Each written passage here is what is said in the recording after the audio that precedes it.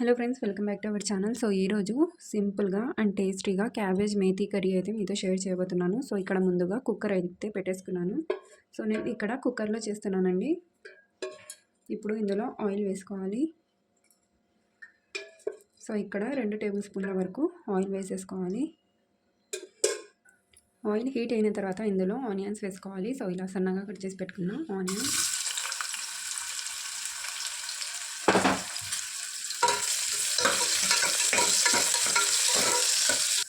ఇప్పుడు ఇందులోనే half tea spoon పసుపు కూడా వేసేసుకొని ఆనియన్స్ బాగా బ్రౌన్ కలర్లో వచ్చేంత వరకు ఫ్రై చేసుకోవాలి.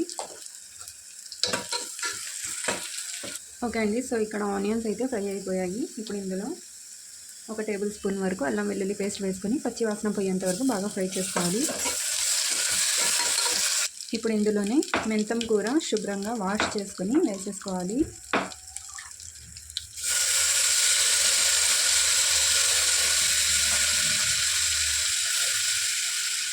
సో మెంతం కూర వేసుకొని పచ్చి వాసన పోయేంత వరకు బాగా వీటిని ఆయిల్లో ఫ్రై చేసేసుకోవాలండి.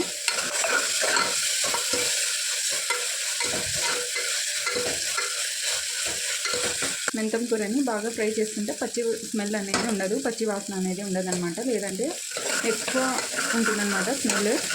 సో కాబట్టి ఇలా మనం బాగా దీన్ని ఫ్రై చేసుకోవాలి, అప్పుడే ఫ్లేవర్ కూడా చాలా బాగుంటుంది.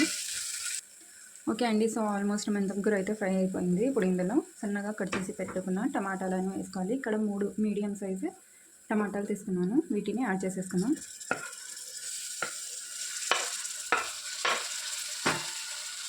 ఇప్పుడు టమాటాలు బాగా మెత్తగా మగ్గేంత వరకు వీటిని కుక్ చేసుకోవాలి. ఓకే అండి, సో టమాటాలు కూడా బాగా మెత్తగా మగ్గిపోయాయి, ఇక్కడ కుక్ అయిపోయాయి.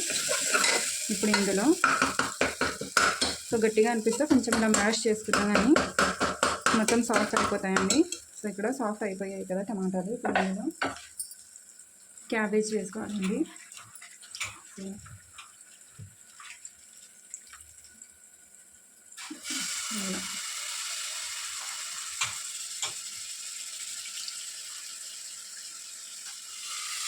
కట్ చేసి శుభ్రంగా వాష్ చేసి వేసుకోవాలి. సో క్యాబేజ్ మొత్తం వేసేసి ఇందులోనే మసాలాలని కూడా యాడ్ చేసేస్తున్నానండి డైరెక్ట్గా. ఇక్కడ హాఫ్ టీ స్పూన్ వేసుకోవాలి, హాఫ్ టీ స్పూన్ కన్నా కొద్దిగా తక్కువే వేసుకోండి, ఎందుకంటే కారం క్యాబేజ్ ఇంత ఎక్కువ కనిపిస్తుంది కదా, ఇది కుక్ అయిపోయి చాలా కొద్దిగా అయిపోతుంది అనమాట. సో స్పైసీనెస్ కొంచెం చూసి వేసుకోండి. అలాగే ఇందులో రుచికి సరిపడినంత ఉప్పు కూడా వేసుకోవాలి, ఉప్పు కూడా చూసి వేసుకోండి, ఒకవేళ తక్కువ అనిపిస్తే మళ్ళీ యాడ్ చేసుకోవచ్చు.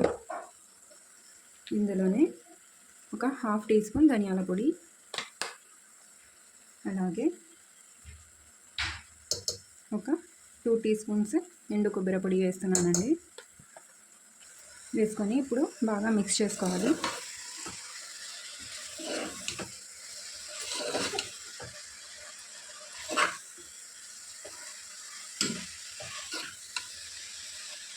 సో అప్పుడే తగ్గుతుంది చూడండి, ఇంకా కుక్ అయ్యేలోగా ఇంకా తగ్గిపోతుంది అనమాట.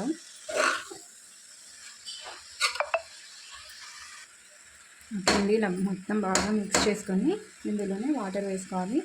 వాటర్ కూడా ఎక్కువ అవసరం లేదండి, జస్ట్ కొద్దిగా వేసుకుంటే సరిపోతుంది. ఓకేనా, సో ఇక్కడ ఒక హాఫ్ గ్లాస్ వరకు వాటర్ అయితే వేసాను, అనిపిస్తుంది కదా, ఇంత సరిపోతుందండి. క్యాబేజ్ థిక్గా ఉంటేనే బాగుంటుంది, ఎక్కువ గ్రేవీ ఉంటే అంత బాగుండదు అనమాట. ఇప్పుడు ఇందులోనే ఒక 3 ఎగ్స్ నేను వేసుకుంటున్నానండి. ఎగ్స్ ఆప్షనల్, మీరు కావాలంటే వేసుకోవచ్చు లేదా స్కిప్ చేసేయచ్చు. ఇక్కడ నేను 3 ఎగ్స్ అయితే వేస్తున్నాను.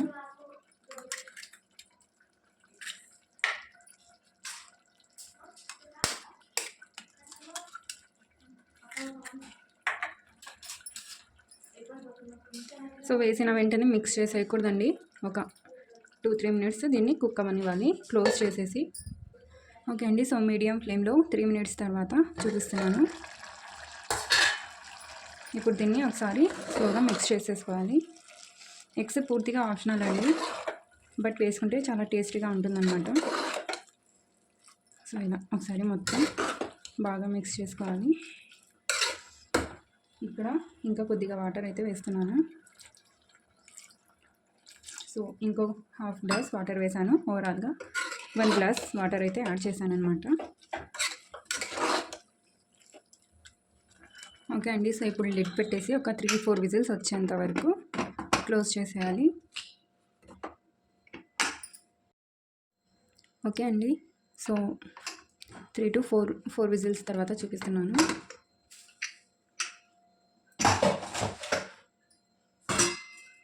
సో ఇక్కడ చూడండి.